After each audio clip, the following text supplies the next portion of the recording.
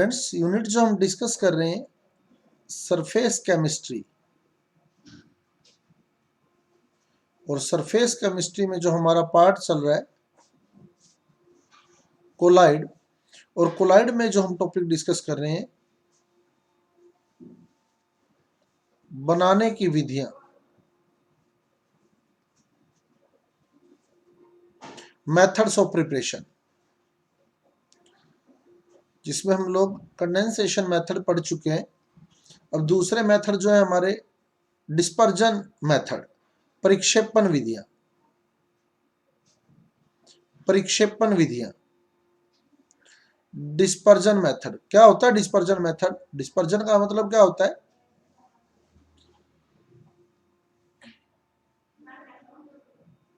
इसमें क्या करेंगे? छोटे से बड़ा बनाएंगे, बड़े से छोटा?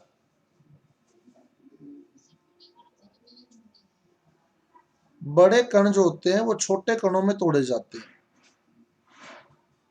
तो एक ये काम किया जाता है कोलाइडी चक्की के द्वारा, वो आ जाएगा यांत्रिक प्रक्षेपण में। यांत्रिक प्रक्षेपण, मैकेनिकल डिस्पर्जन। Mechanical dispersion. दूसरा आता है वैद्युत प्रक्षेपण, इलेक्ट्रिकल डिस्पर्जन। और तीसरा मेथड भी कुछ बुक्स में दिया होता है, पेप्टिकरण, पेप्टाइजेशन। ये हम डिस्कस कर चुके हैं ना, पेप्टिकरण भी, पेप्टाइजेशन। क्या था पेप्टिकरण? याद हो अगर आपको, पेप्टिकरण क्या था? पेप्टिकरण, पेप्टिकरण क्या था?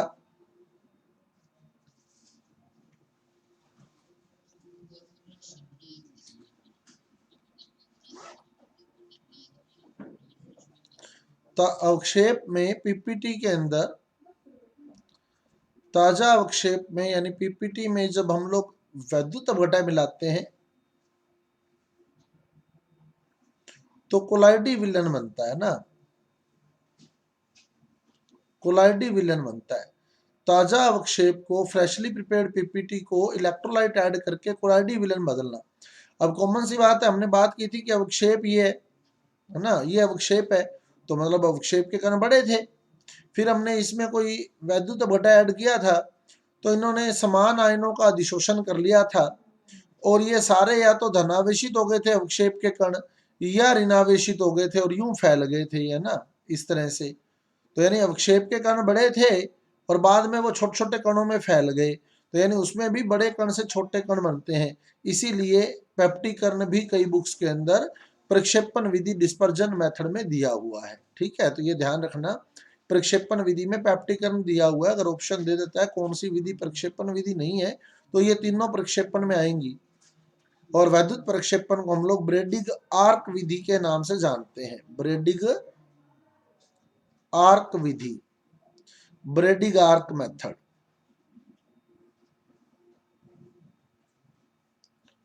ब्रेडिग आर्क मेथड। अब पहली विधि पर चलते हैं, यांत्रिक प्रक्षेपण। यांत्रिक प्रक्षेपण में कोलाइडी चक्की, कोलाइडल मील का यूज किया जाता है। कोलाइडी चक्की का यूज किया जाता है। अब चक्की आपको पता ही है क्या करते हैं हम लोग, चक्की में बड़े कण डाले जाते हैं और वो छोटे होकर बाहर निकलते हैं, यानी निलंबन डालते हैं, सस्पेंशन डालते हैं इसमें, और कोलाइडी बन के बाहर निकलता है। शाही का विलयन, पेंट का विलयन, वार्निश, ये सारे इसी से बनाए जाते हैं। शाही होगी, पेंट हो गया, वार्निश हो गया, ये सब कोलाइडी चक्की, कोलाइडल मील का यूज करते हुए यांत्रिक प्रक्षेपण विधि से बनाए जाते हैं। अब चलते हैं वैद्युत प्रक्षेपण से, वैद्युत प्रक्षेपण पर। सबसे इंपॉर्टेंट यही है, ब्रेडिग आर्क विधि, वैद्युत प्रक्षेपण विधि, इलेक्ट्रिकल डिस्पर्जन मेथड। तो इसमें क्या करेंगे, वैद्युत का यूज करेंगे, है ना, और फिर तोड़ेंगे। वैद्युत प्रक्षेपण नाम से ही पता लगना चाहिए, वैद्युत परिक्षेपण, इलेक्ट्रिकल डिस्पर्जन।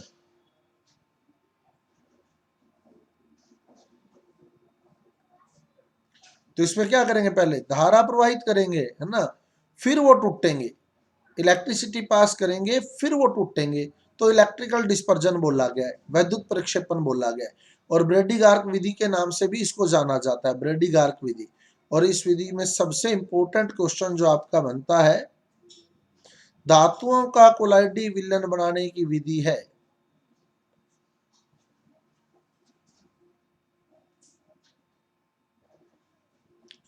धातुओं का कोलाइडी विलयन बनाने की विधि है। धातुओं का कोलाइडी विलयन वैद्युत प्रक्षेपण या ब्रेडी गार्क विधि से बनाया जाता है।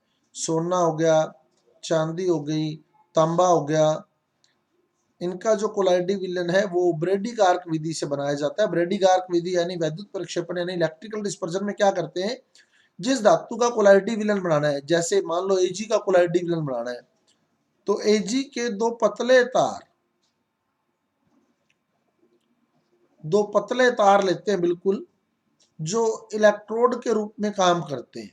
दो पतले तार ले लेते हैं, बिल्कुल थिन वायर ले लेते हैं इसकी, जो इलेक्ट्रोड के रूप में काम करेंगी। इसमें से एक जो होगा उसको एनोड के रूप में यूज करेंगे और दूसरे को कैथोड के रूप में यूज करेंगे। दूसरे को कैथोड के रूप में यूज करेंगे। तो हमने क्या किया, डिस्पर्जन मीडियम लिया, या प्रक्षेपण माध्यम ले लिया, ठीक है।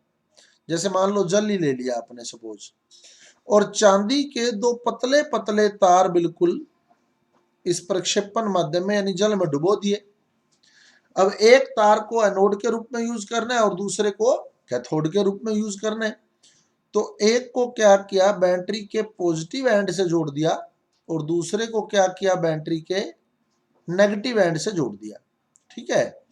अभी वो करंट ऑन नहीं किया अपने, इसको हाई वोल्टेज देते हैं, और बाहर क्या करते हैं, इसके इस पूरी जो हमने बनाया है ऑपरेटस, इसके बाहर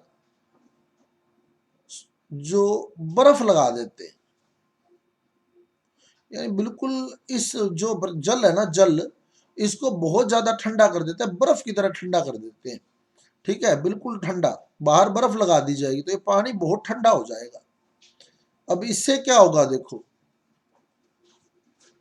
अब यहाँ एक इंपॉर्टेंट बात और निकलने वाली है, ये सारी बाहर जो है बर्फ लगा दी जाती है पूरी।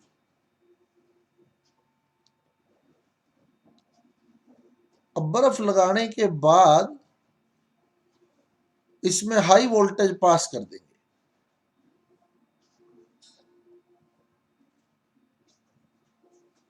हाई वोल्टेज दे देंगे इसको। हाई वोल्टेज देते ही अब पानी के अंदर जो है वो करंट आ जाएगा एकदम, और यहाँ चिंगारियां निकलने लग जाएंगी एकदम, आर्क बोलते हैं जिसको हम। तो यहाँ चिंगारियां उत्पन्न होने लगती है, यानी कुल मिला के यहाँ ये जो एरिया है बहुत ज्यादा गर्म हो जाता है करंट के कारण। तो गर्म होगा तो क्या धातु ठोस ही रहेगा क्या, फिर जब फुल गर्म हो जाएगा एकदम ये एरिया, तो क्या धातु ठोस रहेगा, धातु पिघलने लग जाएगी। धातु जो है पिघलने लग जाएगी, बिल्कुल छोटे छोटे कणों में परिवर्तित हो जाएगी, बिल्कुल छोटे छोटे कणों में इस तरह से। और ये जो छोटे कण है ना, धातु जो होती है, अब ये बताओ चांदी का कोलाइडी विलयन, सिल्वर का कोलाइडी विलयन द्रव स्नेही होगा या द्रव विरोधी होगा, ये बताओ। सोने का कोलाइडी विलयन द्रव स्नेही होगा या द्रव विरोधी होगा, तांबे का कोलाइडी विलयन द्रव स्नेही होगा या द्रव विरोधी होगा, कैसे होंगे ये विलयन, द्रव विरोधी होंगे, जल विरोधी होंगे। कल मैंने आपको बताया था प्रोटीन, स्टार्च, जिलेटिन ये जल स्नेही है ना, द्रव स्नेही है। और जो रासायनिक नाम आ जाए, जैसे स्वर्ण आ गया, चांदी आ गई, सोना आ गया, तांबा आ गया, एल्यूमिनियम आ गया, ये द्रव विरोधी होते हैं, जल विरोधी होते हैं। तो जब ये जल विरोधी है तो क्या होगा, धातु अंदर रहेगी क्या, धातु की प्रकृति इसमें रहने की होगी क्या, छोटे छोटे कणों में बदल गई वो बिल्कुल। तो वो क्या करेगी, इससे बाहर निकलने का प्रयास करेगी वाष्प बन के, क्योंकि बिल्कुल छोटे छोटे कण है और वो द्रव विरोधी है, द्रव विरोधी है तो वो बाहर जाने का प्रयास करेगी। इसीलिए हमने बाहर क्या किया हुआ है, बर्फ लगाई हुई है। बर्फ क्या करेगी, टेम्परेचर को बहुत कम कर देगी, जिससे ये जो छोटे छोटे कण है ना, ये आपस में जुड़ना शुरू हो जाएंगे और कोलाइडी आकार ले लेगी इस तरह से। ये कई छोटे छोटे कण आपस में जुड़ जाते हैं और कोलाइडी आकार में आ जाते हैं, और इस प्रकार से धातु का कोलाइडी विलयन हमें मिल जाता है। अगर ये बर्फ नहीं लगाते ना तो धातु बाहर निकल जाती।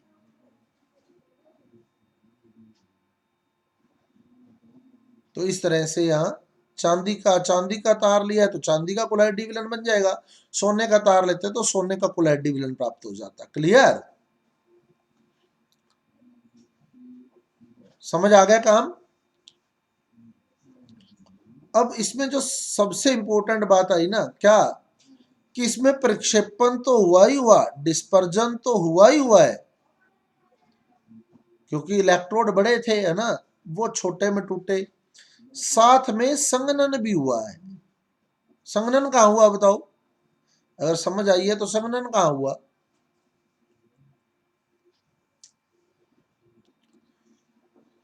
तो मेटल जो था वो छोटे छोटे कणों में टूटा था, बिल्कुल, है ना, और बर्फ के कारण वो कण वापस जुड़ गए। तो प्रक्षेपण तो हुआ जब इलेक्ट्रोड जो था पिघला, तो छोटे छोटे कणों में पिघला, वो तो प्रक्षेपण था, डिस्पर्जन था। उसके बाद वो छोटे छोटे कण उस लिक्विड से बाहर चले जाते अगर ये बर्फ ना लगी होती। तो बर्फ के कारण क्या हुआ, वो छोटे छोटे कण आपस में जुड़ गए, यानी उनका संघनन हो गया, कंडेंसेशन हो गया और कोलाइडी विलयन तैयार हो गया। तो इस तरह से आपसे यूं भी पूछ सकता है, कौन सी विधि प्रक्षेपण और संघनन दोनों का मिश्रित रूप है? तो दोनों का मिश्रित रूप जो है वो इलेक्ट्रिक डिस्पर्जन है, इलेक्ट्रिकल डिस्पर्जन है, ब्रेडी-गार्क विधि है। ब्रेडी-गार्क विधि दोनों का मिश्रित रूप मानी जाती है, प्रक्षेपण का भी और संघनन का भी। और अगर एक ही ऑप्शन मिले तो ये प्रक्षेपण नहीं मानते हैं इसको, सिंगल ऑप्शन में। ठीक है, सिंगल ऑप्शन में प्रक्षेपण नहीं मानेंगे, क्योंकि स्टार्टिंग में हमने बड़े कण लिए थे और लास्ट रिजल्ट हमारे को छोटे कण मिले। ठीक है ना, लास्ट रिजल्ट छोटे कण मिले, इसलिए इसको ओवरऑल जो है वो परिक्षेपण नहीं माना जाता है, डिस्पर्जन ही माना जाता है। अब क्या करते हैं, धातु क्या थी? धातु जल विरोधी, धातु जल विरोधी थी, तो वो जल के अंदर रहना चाहती थी या बाहर जाना चाहती थी? जल से बाहर जाना चाहती थी, लेकिन अपने को कहां रखना है उसको? अपने को कहां रखना है उसको? जल के अंदर ही रखना है ना, जल के अंदर ही रखना है। इसलिए जल के साथ थोड़ा सा KOH भी मिला दिया जाता है, जल के साथ थोड़ा सा KOH भी मिला दिया जाता है। तो ब्रेडी-गार्क विधि में जो प्रक्षेपण माध्यम होता है ना, वो KOH का जलीय विलयन बोलते हैं हम लोग। जल के साथ KOH क्यों मिलाया? अगर प्योर जल होता ना तो धातु जल विरोधी होती है, धातु जल विरोधी होती है, वो तुरंत क्या होता, जल से बाहर चली जाती, अंदर नहीं रुकती, वो बाहर चली जाती। इसलिए साथ में हमने क्या किया, KOH, तो KOH मिला दिया इसमें। KOH का काम क्या है? KOH थोड़ी देर तक धातु को अंदर रोके रखेगा, और थोड़ी देर तक धातु अंदर रहेगी तो बाकी का काम बर्फ कर देगी, बाकी का काम बर्फ ने अपने आप कर देना है, आइस ने अपने आप कर देना है। समझ आ गई बात? तो KOH का काम क्या है? KOH का काम धातु को, द्रव विरोधी कोलाइड को किसी ना किसी तरह से मेंटेन करने के लिए, है ना, बनाने के लिए जो हम लोग जल के साथ पदार्थ मिलाते हैं वो KOH होता है। अदरवाइज धातु जो होती है वो जल विरोधी होती है, वो उस जल से आसानी से बाहर चली जाती। तो अगर प्रक्षेपण माध्यम पूछ लेता है आपसे, डिस्पर्जन मीडियम पूछ लेता है आपसे, तो आपका आंसर KOH का जलीय विलयन अगर ऑप्शन में हो तो उसी को कंसीडर करना है आपने। KOH का जलीय विलयन ही या प्रक्षेपण माध्यम के रूप में यूज किया जाता है। क्लियर? पेप्टिकरण के बारे में मैं आपको सारा डिटेल में बता चुका हूं। पेप्टिकरण मैंने आपको पूरा डिटेल में करवाया था, पेप्टाइजेशन। अब एक बार रिपीट कर देता हूं बात को सारा। पेप्टाइजेशन क्या था? पेप्टाइजेशन ताजा अवक्षेप में फ्रेशली प्रिपेयर्ड PPT में जब हम लोग क्या मिलाते हैं, वैद्युत अपघटय, इलेक्ट्रोलाइट ऐड करते हैं,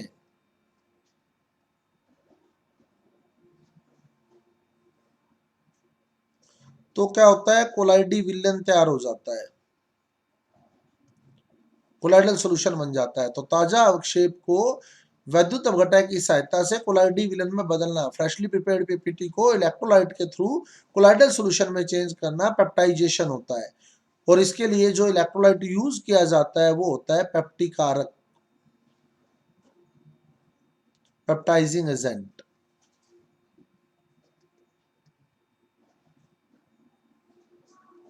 पेप्टाइजिंग एजेंट। और अवक्षेप कैसे विलन में बदला था, क्या करते हैं अवक्षेप के कण? पीपीटी के जो पार्टिकल थे क्या किया था उन्होंने? अवक्षेप के कणों ने परिक्षेपण माध्यम में से, डिस्पर्जन मीडियम में से क्या किया था? समान आयनों का अधिशोषण कर लिया था। याद आ गए एग्जाम्पल? सेम आयन को एब्जॉर्ब कर लिया था। इसी अधिशोषण को हम कहते हैं वर्णात्मक अधिशोषण। वर्णात्मक अधिशोषण, सिलेक्टिव एडजॉर्प्शन।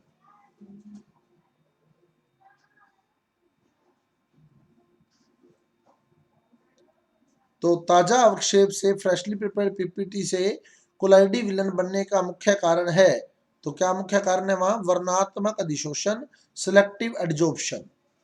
पीपीटी के जो पार्टिकल होते हैं, अवक्षेप के जो कण होते हैं, वो क्या करते हैं? कोलाइडी विलन में से, सॉरी वैद्युत बटा में से, इलेक्ट्रोलाइट में से सेम आयनों को एब्जॉर्ब कर लेते हैं, सेम आयन को एब्जॉर्ब कर लेते हैं, सेम आयनों का अधिशोषण कर लेते हैं। इसको हम लोग वर्णात्मक अधिशोषण, सिलेक्टिव एडजॉर्प्शन कहते हैं। तो ये हमारे पास पेप्टिकरण या पेप्टाइजेशन विद एग्जांपल, मैं आपको इसको क्लियर कर चुका हूं पीछे के लेक्चर के अंदर। समझ आया हुआ काम पेप्टिकरण वाला? अब पेप्टिकरण के बाद चले तो हमने डिस्कस किया था, ये कोलाइडी विलन बनाने की विधियां आ गई। ये सारी कोलाइडी विलन बनाने की विधियां डिस्कस कर ली हमने। कोलाइडल सॉल्यूशन बनाने के मेथड आ गई है।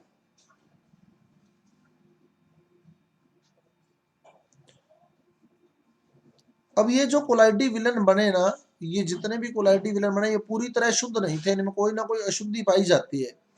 ये प्योर नहीं होते,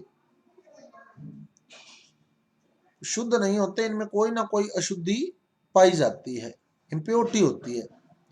अब इसे प्योरीफाई करने के लिए हम जिस मेथड का यूज करते हैं वो मेथड होता है कौन सा? अपोहन,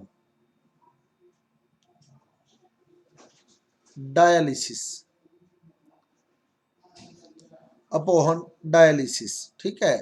अब इसके अलावा भी कुछ मेथड दिए होते हैं बुक्स में, मैं वो भी बता देता हूं आपको। बाकी पेपर में आपके अपोहन नाम से ही आता है, यही इंपॉर्टेंट है सबसे। दूसरा आता है अपकेंद्रण,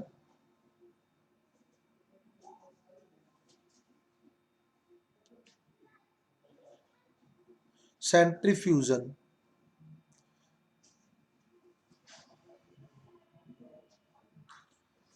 सेंट्रीफ्यूज करते हैं इनको, सेंट्रीफ्यूगल अपकेंद्रण मशीन यूज करते हैं हम यहाँ। और थर्ड मेथड जो दिया होगा आपका, अति सूक्ष्म फिल्टरन, माइक्रो फिल्ट्रेशन। अति सूक्ष्म फिल्टरन,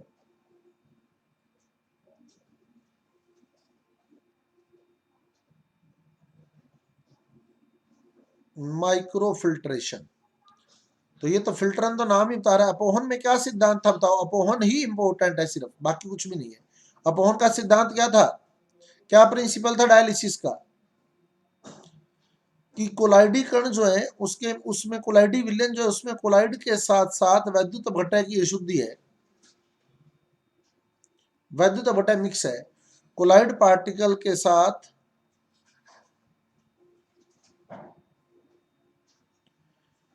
इलेक्ट्रोलाइट मिक्स है। अब हम लोग क्या लेते हैं यहाँ? जानतव झिल्ली लेते हैं, चरमपत्र झिल्ली, एनिमल मेम्ब्रेन लेते हैं।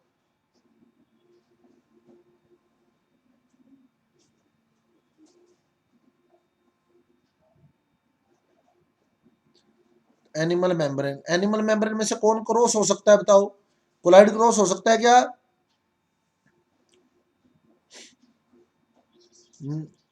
कोलाइड क्रॉस नहीं हो सकता ना। तो कोलाइडी विलेन, कोलाइडी कण जो होते हैं वो इसमें से नहीं गुजर पाते। कोलाइडल पार्टिकल्स जो होते हैं वो इसमें से नहीं गुजर पाते, एनिमल मेम्ब्रेन में से क्रॉस नहीं हो पाते। और इलेक्ट्रोलाइट जो होता है वो इसमें से क्रॉस हो जाता है। तो बस दोनों अलग अलग हो जाएंगे, कॉमन सी बात है ना। अभी इसमें इलेक्ट्रोलाइट मिक्स है, जैसे हम लोग बात करें, मैंने एग्जाम्पल भी लिया था कि स्टार्च के साथ NaCl मिक्स है, स्टार्च के साथ NaCl मिक्स है। तो अपने अगर चरम पत्र झिल्ली से बना बैग ले लें और उसमें कोलाइडी विलन डाल दें, तो जो कोलाइडी कण होते हैं वो उसमें से बाहर नहीं आ पाएंगे, लेकिन जो इलेक्ट्रोलाइट होगा वो उसमें से बाहर आ जाएगा। हमने एग्जाम्पल लिया था कि ये चरम पत्र झिल्ली है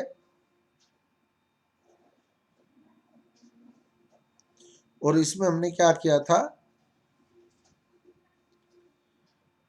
स्टार्च का कोलाइडी विलयन जिसमें अशुद्धि के रूप में NaCl उपस्थित है। तो ये NaCl प्लस स्टार्च हो गया। इसमें क्या करते हैं, एक साइड से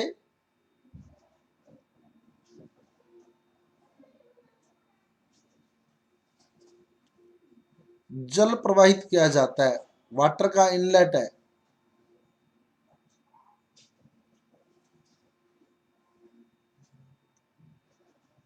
पानी अंदर गया और अंदर जाने के बाद पानी तो इस चरमपत्र झिल्ली से बने बैग में जा ही सकता है, और इसमें से क्या करेगा, वो पानी किसको बाहर निकाल आएगा, NaCl को। तो जो आउटलेट में आएगा वो NaCl प्लस वाटर आएगा।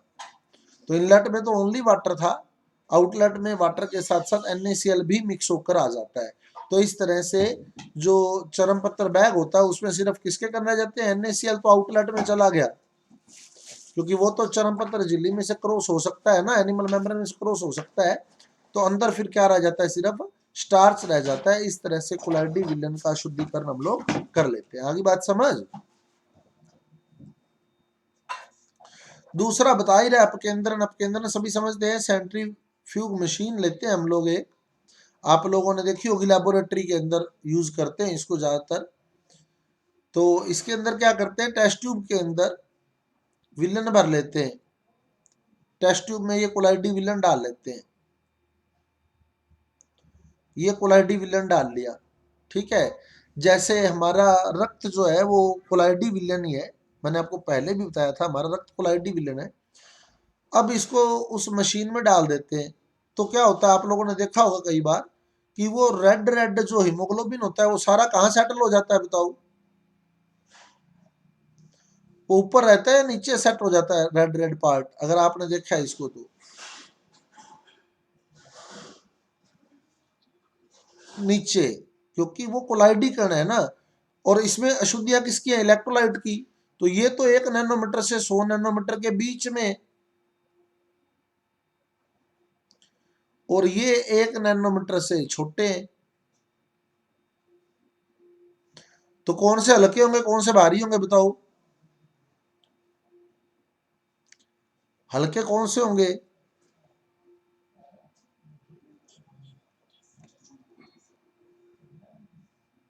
वो हल्के होंगे, हल्के होंगे तो वो ऊपर रहेंगे, है ना।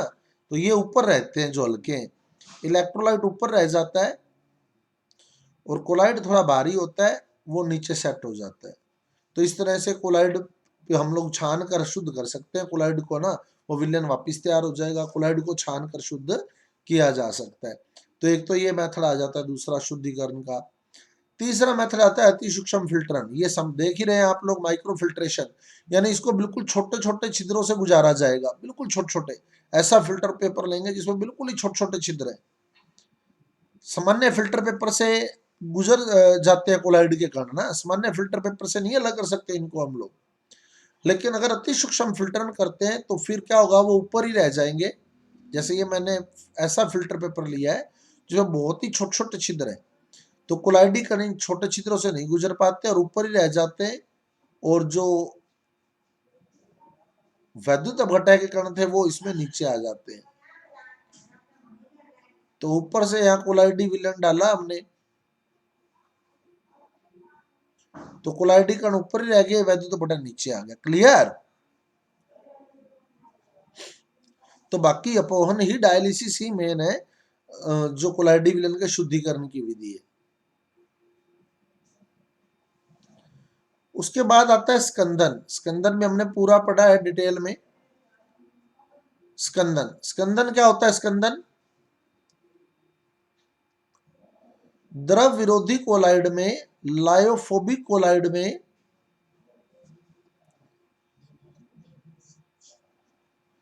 लायोफोबिक कोलाइड में जब इलेक्ट्रोलाइट ऐड करते हैं, वैद्युत अपघटन ऐड करते हैं, तो पीपीटी बनता है। द्रव विरोधी कोलाइड में जब इलेक्ट्रोलाइट ऐड किया जाता है, वैद्युत अपघटन ऐड किया जाता है, तो प्रेसिपिटेट बनता है, पीपीटी बनता है, अवक्षेप बनता है। तो द्रव विरोधी कोलाइड के अवक्षेप में बदलने की क्रिया को क्या कहते हैं? स्कंदन कहते हैं। कोएगुलेशन, कोएगुलेशन स्कंदन नाम से भी आ सकती है पेपर में, उर्नन नाम से भी आ सकती है, अवक्षेपण नाम से भी आ सकती है।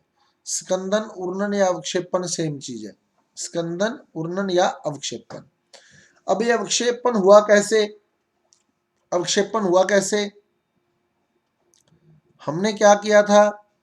द्रव विरोधी कोलाइड लिया। अब द्रव विरोधी लायोफोबिक कोलाइड लिया। कितने टाइप का होता है लायोफोबिक कोलाइड?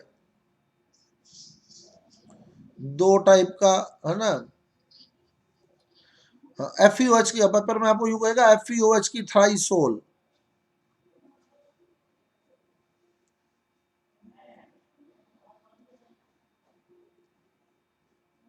समझ जाओगे क्या? FeOH की थाइसोल।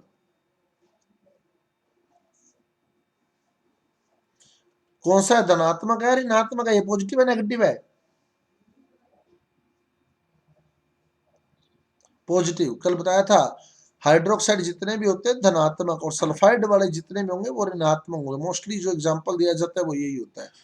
तो यहाँ पॉजिटिव कोलाइडल सॉल्यूशन है एक तो, और एक नेगेटिव कोलाइडल सॉल्यूशन है। इन पर जो चार्ज है ना, यही इनके स्थायित्व का कारण है। आवेश ही इनको स्टेबल कर रहा है, क्योंकि आवेश क्या है? सब पर सेम है। इस पर भी प्लस तो इस पर भी प्लस, इस पर भी प्लस, इस पर भी प्लस, इस पर भी प्लस। तो प्लस प्लस में क्या होगा बताओ? आकर्षण होगा या प्रतिकर्षण होगा? प्लस प्लस में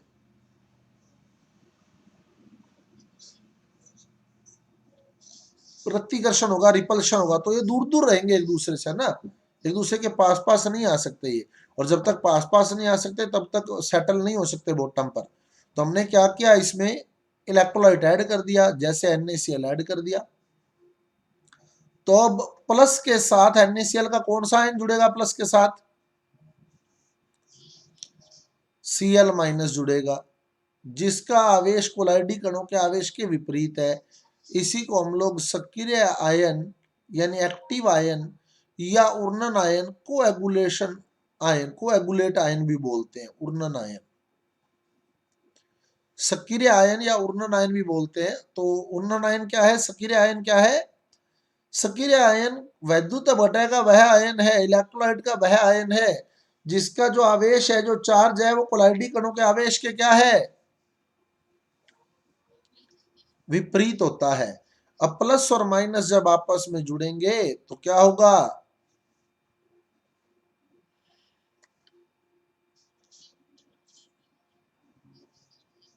बिल्कुल, ये जुड़कर क्या हो जाएंगे? न्यूट्रल हो जाएंगे। अब इन पे कोई चार्ज नहीं रहेगा और फिर ये आपस में जुड़ जाएंगे, क्योंकि न्यूट्रल हो गए। न्यूट्रल हो गए तो फिर ये आपस में जुड़ जाएंगे और बॉटम पर सेटल हो जाएंगे, पैंदे पर नीचे बैठ जाएंगे। इसी को बोलते हैं अवक्षेपण। अवक्षेपण। आगे बात समझ? अब यहां NaCl अगर ऐड करें तो ये माइनस कौन से आयन से जुड़ेगा बताओ? माइनस Na प्लस से। तो ये सक्रिय आयन हो गया, है ना। अब ये Na प्लस इसको न्यूट्रल कर देगा। न्यूट्रल करते इनका स्थायित्व खत्म हो गया, स्टेबिलिटी खत्म होगी, क्योंकि स्टेबिलिटी का रीजन यही था कि इन पे सेम चार्ज था। सेम चार्ज था तो एक दूसरे को रिपेल कर रहा था। रिपेल कर रहा था तो जुड़ नहीं रहा था, है ना। अगर जुड़ जाता तो नीचे सेटल हो जाता। तो हमने क्या किया? ऐसा मेथड लगाया कि ये न्यूट्रल हो जाए। अब ये नीचे सेटल हो गया तो पीपीटी बन जाएगा। अब इसी से संबंधित हार्डी-शुल्जे ने नियम दिया था। हार्डी-शुल्जे लॉ।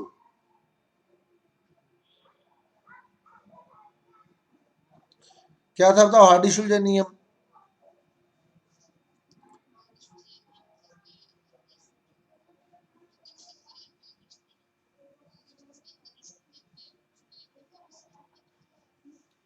स्कंदन क्षमता जो होती है वो आवेश के समानुपाती होती है ना। आवेश ज्यादा है, अगर सक्रिय आयन पर आवेश ज्यादा होगा तो उसकी स्कंदन क्षमता भी ज्यादा होगी। रीजन आपको बताया हुआ है ना, क्यों? क्योंकि अगर आवेश ज्यादा है तो वो ज्यादा को उदासीन कर सकता है, आवेश ज्यादा है तो वो ज्यादा को उदासीन कर देगा। क्लियर? अब इसमें ऐसे देगा, अब आपको पेपर में देखो, FeOH की थ्राइस सोल के लिए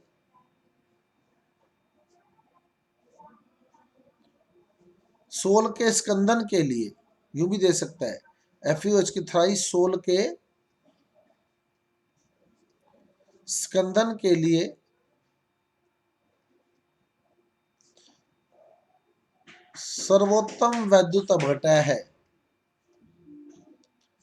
best electrolyte for coagulation of FeOH की थ्राइस सोल। ऑप्शन आपको देगा NaCl,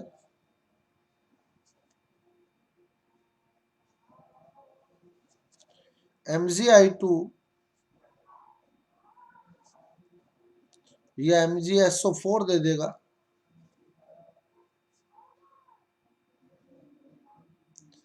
K4FeCN6,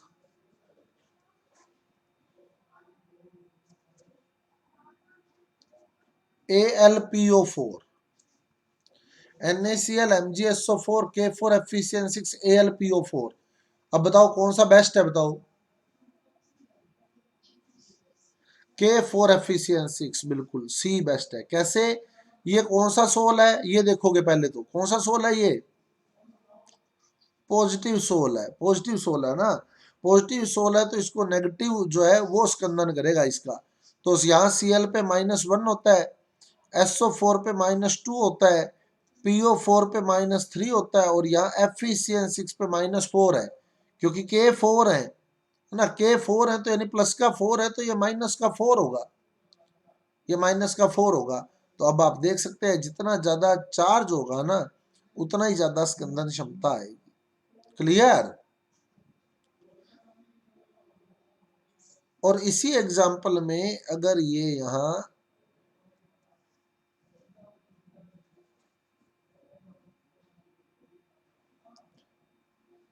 AS2S3 कर देता, AS2S3,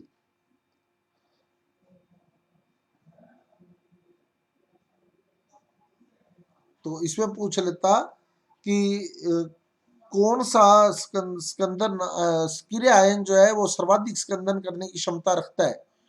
AS2S3 soul negative soul है, तो कौन सा सक्रिय आयन सर्वाधिक स्कंदन क्षमता रखता है?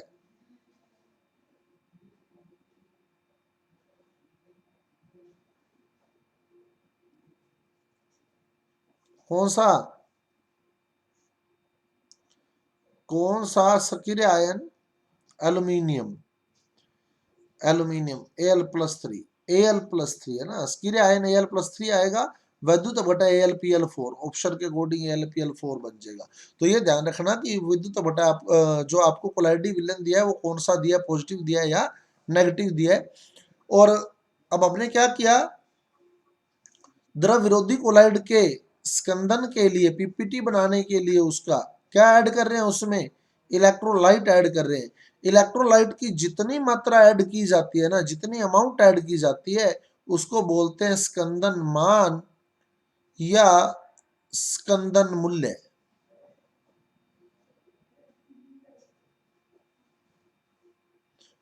Coagulation value, coagulation value, Skandan मान या स्कंदन मूल्य। स्कंदन मान या स्कंदन मूल्य क्या है, अब आपको दिख रहा है क्या है? स्कंदन मान या स्कंदन मूल्य, कोएगुलेशन वैल्यू। द्रव विरोधी कोलाइड का स्कंदन करने के लिए, कोएगुलेशन करने, पीपीटी बनाने के लिए क्या मिला रहे हैं उसमें? विद्युत अपव्यय। तो जितनी मात्रा इसकी मिला रहे हैं ना, जितनी मात्रा मिलाई जाती है वही मात्रा क्या कहलाती है? स्कंदन मान या स्कंदन मूल्य कहलाती है। क्लियर? मिली मोल प्रति लीटर मात्रक है इसका, मिली मोल प्रति लीटर। मिलीमोल प्रति लीटर। मिलीमोल प्रति लीटर इसका मात्रक है, मिलीमोल प्रति लीटर। क्या होता है मिलीमोल प्रति लीटर? प्रति लीटर मतलब, मिलीमोल पर लीटर मतलब, पर लीटर मतलब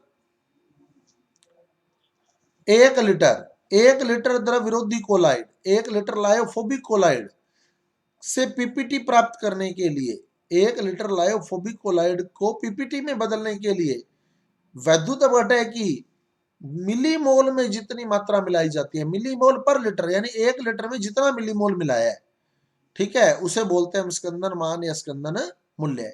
1 लीटर द्रव विरोधी कोलाइड के स्कंदन के लिए 1 लीटर लायोफोबिक कोलाइड के कोएगुलेशन के लिए हम इलेक्ट्रोलाइट की जितनी मिलीमोल में अमाउंट ऐड कर रहे हैं, वैद्युत अपघटय की मिलीमोल में जितनी मात्रा ऐड कर रहे हैं ना, वो होती है स्कंदन मान।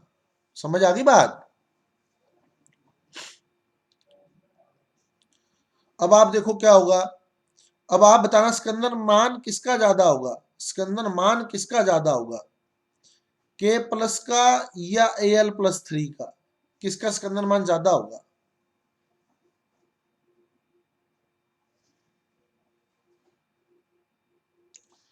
अब क्वेश्चन क्लियर कर लेना बात को। के प्लस, यहां डाउट रहेंगे, स्कंदन मान के आधार पर व्यवस्थित करना है। के प्लस Al+3 और Mg+2 को स्कंदन मान के आधार पर व्यवस्थित करो, कोएगुलेशन वैल्यू के बेस पे इसको अरेंज करो। बताओ स्कंदन मान किसका सबसे ज्यादा है?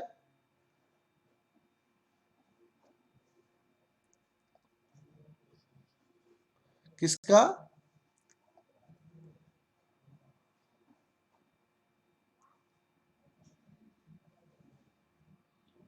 के प्लस का।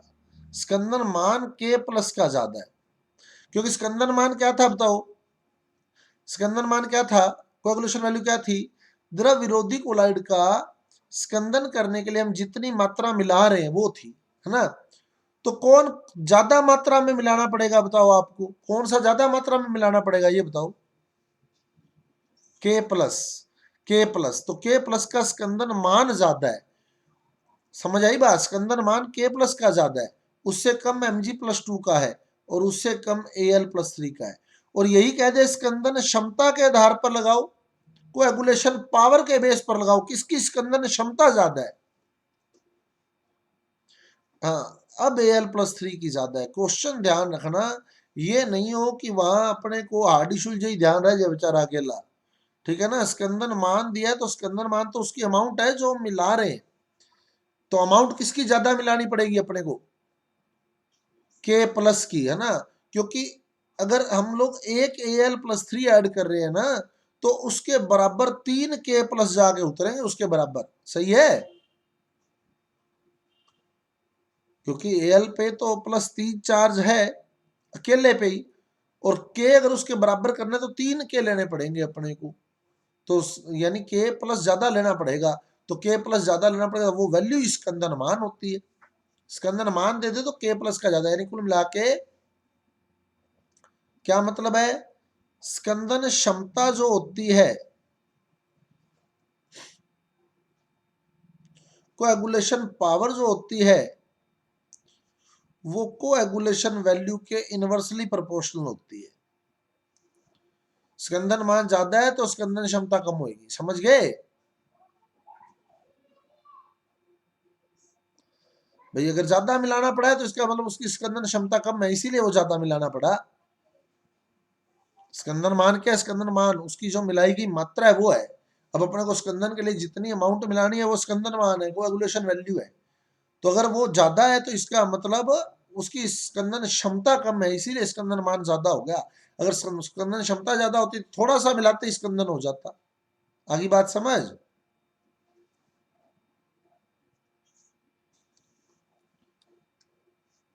और फिर इसी से रिलेटेड हमने एक टॉपिक और भी पढ़ा था। कौन सा? रक्षण, प्रोटेक्शन।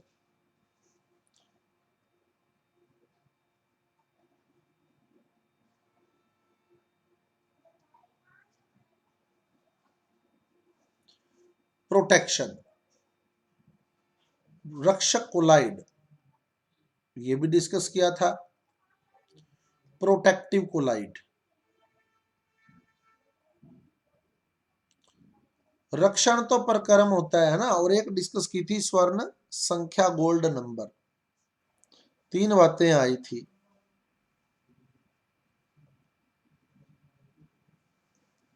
गोल्ड नंबर तो क्या था रक्षण, अगर हम सिस्टम से सोचें तो अभी अभी हमने स्कंदन पढ़ा है, ठीक है, स्कंदन है, स्कंदन को रोकना है तो हमें क्या करना पड़ेगा, प्रोटेक्शन करना पड़ेगा, रक्षण करना पड़ेगा।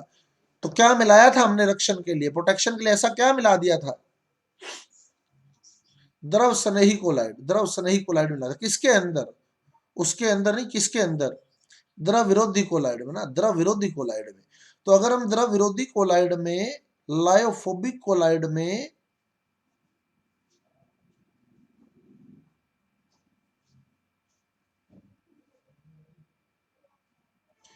इलेक्ट्रोलाइट ऐड कर देते हैं, डायरेक्ट वैद्युत अपघटन ऐड कर देते हैं, तो क्या हो जाता है, उसका स्कंदन हो जाता है, कोएगुलेशन हो जाता है। लेकिन इसी द्रव विरोधी कोलाइड में, लायोफोबिक कोलाइड में वैद्युत अपघटन ऐड करने से पहले, इलेक्ट्रोलाइट ऐड करने से पहले, ये वैद्युत अपघटन मिलाने से पहले क्या मिला दे यहाँ, तो द्रव स्नेही कोलाइड पहले मिला दें वैद्युत अपघटन से, द्रव स्नेही कोलाइड मिला दें, लायोफिलिक कोलाइड ऐड कर दें, तो जो मिश्रण बनेगा, दोनों का मिक्सचर बनेगा, उसमें अगर वैद्युत अपघटन ऐड करें, इलेक्ट्रोलाइट ऐड करें, तो क्या होता है, स्कंदन को रोका जा सकता है या कम किया जा सकता है।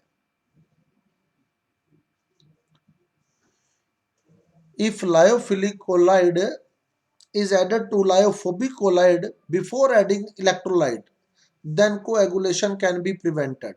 तो coagulation can be prevent, तो अगर द्रव विरोधी कोलाइड में हम द्रव स्नेही कोलाइड मिला देते हैं और फिर वैद्युत अपघटन मिलाते हैं, तो स्कंदन जो है वो रोक सकते हैं या कम कर सकते हैं। ये जो पूरा प्रोसेस है, ये पूरा प्रोसेस, इस प्रोसेस को रक्षण बोलते हैं, इस प्रक्रम को रक्षण बोलते हैं। ये जो पूरी प्रक्रिया है, ये जो पूरी प्रोसेस है, ये रक्षण है। और इसके लिए जो हमने कोलाइड मिलाया रक्षण के लिए, प्रोटेक्शन के लिए जो कोलाइड मिलाया, कौन सा कोलाइड मिलाया, द्रव स्नेही कोलाइड मिलाया,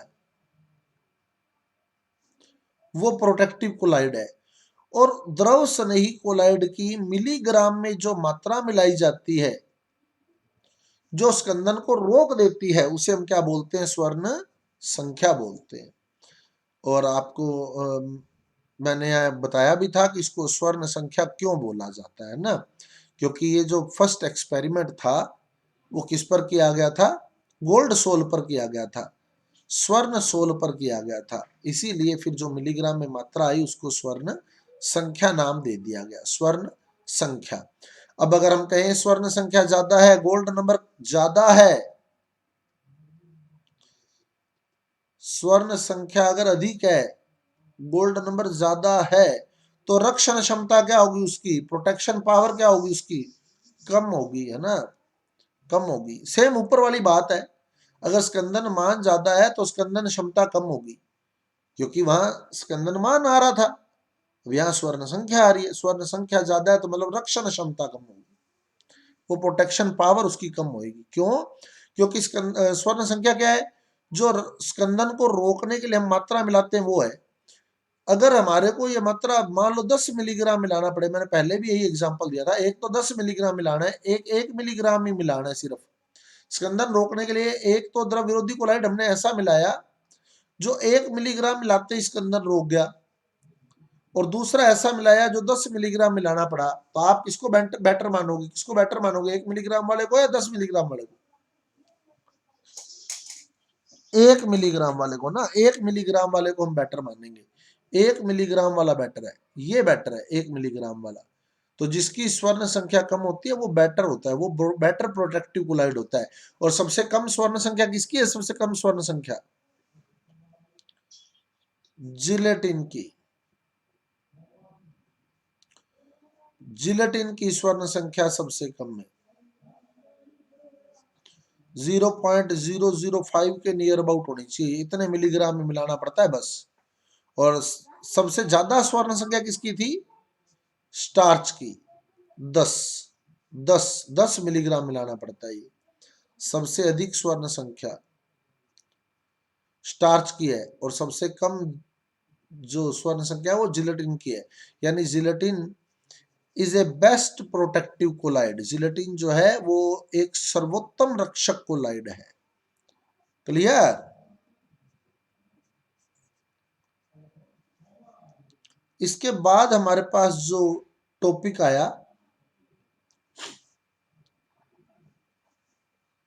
अब हम लोग अगला टॉपिक देख रहे हैं। तीसरा जो आधार था वर्गीकरण का, वो क्लियर कर लेते हैं हम लोग। फिर कल हम लोग इसके गुण डिस्कस करेंगे, जिसमें टिंडल प्रभाव, ब्राउनी गति, है ना, वो सारा हम कल डिस्कस करेंगे। तो तीसरा जो क्लासिफिकेशन था उसका आधार क्या था? कणों का आकार।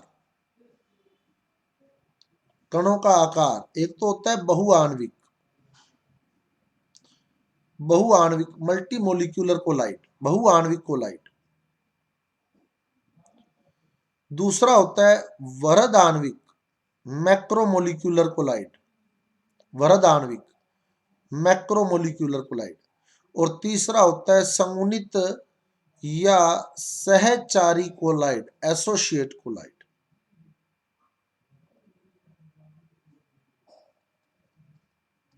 एसोसिएटेड कोलाइड, बहुआण्विक मल्टीमोलिक्यूलर, नाम बता रहे देखो बहुआण्विक का। बहुआण्विक मतलब बहुत सारे अणु हैं, बहुत सारे अणु होंगे, है ना, बहुत सारे अणु होंगे। अब बहुत सारे अणु कब होंगे? जब वास्तव में कण का आकार 1 नैनोमीटर से छोटा होगा। वास्तविक आकार तो 1 नैनोमीटर से छोटा होगा, पर ऐसे बहुत सारे अणु जब आपस में जुड़ जाते हैं तो वो कोलाइड बना देते हैं। सही है? जैसे ये एक कण है, इसका इनका अलग अलग आकार तो क्या है? 1 नैनोमीटर से कम है, लेकिन अगर ये सारे जुड़ गए तो आकार 1 नैनोमीटर से बड़ा हो जाएगा ना इनका। समझ आ गई बात? अब इस कोलाइड के अंदर, ये जो कोलाइड है इसके अंदर बताओ एक अणु है क्या इसके अंदर? इस कोलाइड के अंदर नहीं, बहुत सारे अणु है ना, बहुत सारे अणु है। तो ये बहुआण्विक कोलाइड है। जैसे सल्फर सोल, सल्फर सोल, क्योंकि सल्फर अगर अकेले की बात करें हम तो सल्फर तो बहुत छोटा होगा। गोल्ड सोल, है ना, फेरिक हाइड्रोक्साइड सोल, अगर ये अकेले अकेले की बात करें ना हम तो ये बहुत छोटे छोटे होंगे। Silver sol, arsenic sulphide sol, ये अणु बहुत छोटे छोटे होते हैं, इसलिए बहुत सारे अणु जुड़कर बहुआण्विक कोलाइड बना देते हैं। आगे बात समझ? दूसरा आता है वृहद आणविक। वृहद मतलब ये मैक्रोमोलिक्यूलर, मैक्रो बड़े आकार में, यानी जो बहुलक है, जैसे प्रोटीन बहुलक है, पढ़ा है हमने, अल्फा अमीनो अम्लों का बहुलक है। स्टार्च बहुलक है अल्फा ग्लूकोज का, है ना। तो प्रोटीन, स्टार्च, ये जो है ये वृहद आणविक कोलाइड है। आगे बात समझ? जो बहुलक आएंगे इसके अंदर, है ना, पॉलीमर आएंगे, वो वृहद आणविक मैक्रोमोलिक्यूलर होंगे। फिर तीसरे आते हैं संगुणित कोलाइड या सहचारी कोलाइड। संगुणित कोलाइड या सहचारी colloid, associated colloid. Associated colloid क्या होते हैं? जो निम्न सांद्रता पर, लो कंसंट्रेशन पर वैद्युत अपघटय होते हैं, इलेक्ट्रोलाइट होते हैं, यानी आयनों में टूट जाते हैं। निम्न सांद्रता पर तो आयनों में टूट जाता है, यानी ये इलेक्ट्रोलाइट की तरह काम करता है, वैद्युत अपघटय की तरह काम करता है। लेकिन उच्च सांद्रता पर इसके बहुत सारे अणु आपस में संगुणित हो जाते हैं, एसोसिएट हो जाते हैं। उच्च सांद्रता पर इसके बहुत सारे अणु आपस में संगुणित हो जाते हैं, एसोसिएट हो जाते हैं और क्या बना देते हैं? कोलाइड बना देते हैं। तो ऐसे कोलाइड को हम लोग क्या बोलते हैं? संगुणित कोलाइड बोलते हैं। संगुणित कोलाइड क्या है? जो निम्न सांद्रता पर तो क्या हो, निम्न सांद्रता पर, लो कंसंट्रेशन पर किसकी तरह काम करे? वैद्युत अपघटय की तरह काम करे। और अगर कंसंट्रेशन हाई कर दें, सांद्रता ज्यादा कर दें, तो फिर उसके बहुत सारे अणु आपस में जुड़ जाएं, एसोसिएट हो जाएं, संगुणित हो जाएं और कोलाइड बना दें। तो ऐसे कोलाइड को हम लोग संगुणित कोलाइड या मिसेल के नाम से जानते हैं। साबुन इसका उदाहरण है। साबुन, साबुन, साबुन का एग्जाम्पल देखें तो साबुन जो होते हैं वो वसा अम्लों के पढ़ा होगा आप लोगों ने। साबुन क्या होते हैं? साबुन वसा अम्लों के सोडियम या पोटेशियम, सोडियम या पोटेशियम लवण होते हैं। फैटी एसिड के सोडियम और पोटेशियम साल्ट होते हैं। तो ये मैं सीधा ही याद कराता होता हूँ कि साबुन को अंग्रेजी में क्या बोलते हो? अंग्रेजी में सोप। तो सोप नाम ही बता रहा है, सोडियम लवण होगा और पोटेशियम लवण होगा ना। या तो सोडियम लवण होगा, सो से सोडियम, प से पोटेशियम लवण होगा। तो वसा अम्लों का यानी फैटी एसिड का, और फैटी एसिड में कार्बोक्सिलिक ग्रुप होता है, कार्बोक्सिलिक ग्रुप। तो जैसे स्टीरिक एसिड है C17H35COOH, ये स्टीरिक एसिड है C17H35COOH। ये तो वसा अम्ल है, फैटी एसिड है। हम क्या करेंगे, एच हटा के या तो Na लगाएंगे या K लगाएंगे, ये सो बन जाएगा। आगे बात समझ, ये सो बन गया। अब जब सोप को पानी में घोलते हैं तो ये आयनों में टूट जाता है, C17H35COO- और Na+ में। यानी किसकी तरह काम कर रहा है? आयनों में टूट गया तो किसकी तरह काम कर रहा है? अभी एक ही अणु लिया था हमने, तो किसकी तरह काम किया इसने? वैद्युत अपघटय की तरह, इलेक्ट्रोलाइट की तरह। तो लो कंसंट्रेशन पर इलेक्ट्रोलाइट है। ठीक है। अब आप देखें, जब हम लोग क्लॉथ वॉशिंग करते हैं, कपड़े धोते हैं, तो कपड़े पर मैल, तेल या चिकनाई लगी होती है ना। तो जैसे ये कपड़ा है, कपड़े पर सपोज यहाँ तेल की बूंद लगी है, तो क्या करते हो? मैल लगाया, तेल लगाया, चिकनाई लगाया, थोड़ा सा साबुन लगाते हो क्या? भाई थोड़ा सा लगा दिया, इतना सा, क्या बस धो ले इसको, साफ हो जाएगा क्या? तो हम क्या करते हैं उस समय? साबुन से पूरा रगड़ते हैं नहीं रगड़ते, इसको बताओ पहले तो, है ना। इस पे पूरा साबुन लगाते हैं अच्छी तरह से, फिर इसको कई देर तक मसलते हैं, यानी हम लोग मिसेल बनाते हैं उस समय। इस पे हम लोगों ने क्या किया, साबुन के बहुत सारे अणु इस पर छोड़ दिए। अब साबुन के अणु में देखो दो सिरे होते हैं, साबुन के अणु में दो सिरे हैं देखो। एक तो ये है जो आयनिक है, आयन है देखो, आयनिक, सोडियम आयन तो पानी में चले जाते हैं। एक तो है आयनिक, और एक है ये हाइड्रोकार्बन भाग, यानी अनआयनिक, इसमें आयन नहीं है, ये हाइड्रोकार्बन है, और ये आयनिक है, आयनिक भाग है ना। तो एक तो आयनिक भाग है, आयनिक यानी ध्रुवीय यानी पोलर है, और अनआयनिक यानी अध्रुवीय यानी नॉन पोलर है।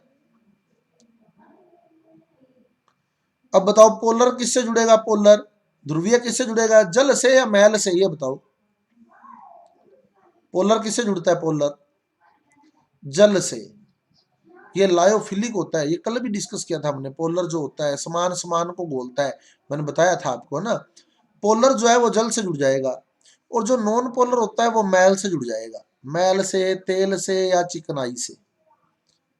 नॉन पोलर उससे जुड़ जाएगा। अब साबुन हमारी बुक्स में यूं दिखाया होता है ऐसे, ये साबुन का अणु दिखाया होता है ना। एक्चुअल में ये जो दिखाया है ना, ये C17H35 दिखाया होता है। आप गिन के देख लेना किसी भी किताब में, 17 कार्बन पूरे दिखाता है वो। यहाँ 1 2 3 4 5 6 7 8 9 10 11 12 13 14 15 16 17, यहाँ तक दिखाएगा। यहाँ लगाएगा COO, यानी यहाँ राउंड लगाया होगा इस तरह 17 कार्बन के बाद, इस तरह से। पर हम लोगों ने कभी गिने नहीं, ना ही कभी सोचे है ना, अपने सीधा ऐसे ही बना देते हैं, ऐसे ही क्या बन गया साबुन। तो ये एक्चुअल में क्या करता है, हाइड्रोकार्बन आपको पता ही ऐसे दिखाते हैं, हाइड्रोकार्बन को पता है ना, कार्बन ऐसे दिखाए जाते हैं ना। ये कार्बन है, दूसरा, ये तीसरा, ये चौथा, ये पांचवा, ये छठा, तो ये कार्बन ही दिखाता है वो एक्चुअल में। लेकिन अपने ठीक है, ऐसे कोई दिक्कत नहीं है कि इस तरह से हम साबुन दिखा देते हैं कि ये साबुन के बहुत सारे कण हमने कपड़े पर लगा दिए, ये कपड़े पर लगा दिए हमने। अब साबुन में दो सिरे थे, ये तो था ध्रुवीय पोलर, और ये था अध्रुवीय, इसको तो बोलते हैं शीर्ष हेड, और इसको बोलते हैं पुच्छ टेल। अब बताओ मैल से कौन सा जुड़ेगा? मैल से टेल, अध्रुवीय है ना। तो ये जो अध्रुवीय सिरे होते हैं ना, वो मैल से जुड़ने शुरू हो जाते हैं, वो कपड़े पर नहीं टिकते, वो कहाँ जाएंगे, वो मैल पर जाएंगे। और कौन सा सिरा जुड़ेगा मैल से भी, अध्रुवीय सिरा जुड़ेगा। तो अब ये मैल से अध्रुवीय सिरा जुड़ना शुरू हो गया, ये अध्रुवीय सिरा मैल से जुड़ना शुरू हो गया।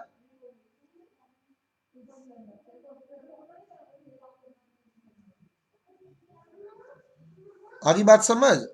तो इस तरह साबुन के बहुत सारे अणु जो होते हैं वो मैल से जुड़ जाते हैं, जिसमें अध्रुवीय सिरा नॉन पोलर एंड किधर की ओर रहता है, अंदर की ओर या बाहर की ओर। नॉन पोलर किधर रहा, नॉन पोलर अध्रुवीय अंदर की ओर, मिसेल में अध्रुवीय सिरा अंदर की ओर होता है, और ध्रुवीय सिरा पोलर एंड किधर रहा, बाहर की ओर रहा, पोलर एंड बाहर की ओर रहा।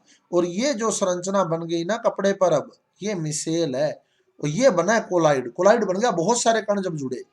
तो कम सांद्रता पर तो क्या था, ये वैद्युत बटा था। उच्च सांद्रता पर क्या बन गया, कोलाइड बन गया। यानी कोलाइड का निर्माण एक निश्चित सांद्रता से ऊपर ही होता है। जैसे मान लो एक अणु था, तो क्या था, ये एक अणु था तो इलेक्ट्रोलाइट था या कोलाइड था। जब एक अणु था साबुन का तो क्या था, ये इलेक्ट्रोलाइट था या विद्युत बटा था या कोलाइड था, इलेक्ट्रोलाइट था ना, ये वैद्युत बटा था। अब मान लो दो अणु है तो भी वैद्युत बटा है, 3 है तो भी वैद्युत बटा है, 10 है तो भी वैद्युत बटा है, 15 है तो भी वैद्युत बटा है, 20 है तो भी वैद्युत बटा है। सपोज 70 पे आके ये कोलाइड बन गया, अगर इसके 70 होंगे तो कोलाइड बनेगा। तो यानी कोलाइड का निर्माण एक निश्चित सांद्रता से ऊपर ही होता है ना। अगर उससे कम रह गए तो कोलाइड नहीं बनेगा। क्लियर। कोलाइड बनेगा एक निश्चित सांद्रता से ऊपर आकर, उसको बोलते हैं क्रांतिक मिसेल सांद्रता, क्रिटिकल मिसेल कंसंट्रेशन। क्रांतिक मिसेल सांद्रता, CMC, क्रिटिकल मिसेल कंसंट्रेशन, क्रांतिक मिसेल सांद्रता। तो क्या है क्रांतिक मिसेल सांद्रता, जिस सांद्रता से उच्च सांद्रता पर ही कोलाइड का निर्माण होता है, उस सांद्रता को क्रांतिक मिसेल सांद्रता कहा जाता है। आगे बात समझ। अगर सांद्रता इससे कम रहेगी तो कोलाइड बनेगा क्या, नहीं बनेगा, है ना। अब ये मिसेल बन गया। अब देखो अब कपड़ा कैसे साफ होगा, मिसेल बन गया कपड़े पर। अब सुखा देते हैं क्या इस कपड़े को, पानी में, एक बार इसको पानी में निकालते हैं ना, तो हम इसमें क्या करते हैं, इसको पानी में डाल देते हैं। अब हमने क्या किया, इस कपड़े को पानी में डाल दिया। अब देखो क्या प्रोसेस होगी। अब कपड़े को पानी में डाल दिया, अब पानी से कौन सा एंड जुड़ता है बताओ, पानी से कौन सा एंड जुड़ता है, ध्रुवीय सिरा जुड़ेगा। अब ये वाला सिरा पानी से जुड़ गया, देखो ये वाला सिरा पानी से जुड़ गया, पानी ने इसको पकड़ लिया यहाँ। तेरे को मैं बाहर नहीं जाने देता कपड़े के साथ, क्योंकि अपने कपड़ा तो बाहर निकालेंगे वापिस, तो पानी इसको पकड़ लेता है। अब है ना, अब ध्रुवीय ने अध्रुवीय को पकड़ रखा है, तेरे को मैं बाहर नहीं जाने देता भैया, कुछ मर्जी हो जाए तू मेरे साथ ही रहेगा। अब अध्रुवीय ने उस तेल की बूंद को, मैल को या चिकनाई को पकड़ रखा है कि तेरे को मैं बाहर नहीं जाने देता। अब कपड़े को किसी ने नहीं पकड़ा हुआ था, कपड़े को अपने पकड़ा हुआ था, तो कपड़े को अपने पकड़ा हुआ था, कपड़ा कपड़ा बाहर आ गया, बाकी सारा अंदर ही रह गया। इस तरह से तेल की बूंद जो होती है वो पानी में मिक्स हो जाती है, जो डायरेक्ट मिक्स नहीं हो सकती, पर उसको पानी में मिक्स करने के लिए हमने किसका यूज किया, साबुन का यूज किया, सोप का यूज किया। तो सोप जो है ना, सोप हम लोग आगे पढ़ेंगे, तेल जल मिश्रण के अंदर पाइसी कारक का काम भी करता है, इमल्शिफायर का काम भी करता है, तेल को पानी में घोलने का काम करता है सोप। समझ आ गई बात। तो इस तरह से जो क्लॉथ होते हैं वो पूरी तरह से साफ हो पाते हैं। क्लियर। तो ये आ गया आपके पास टॉपिक मिसेल।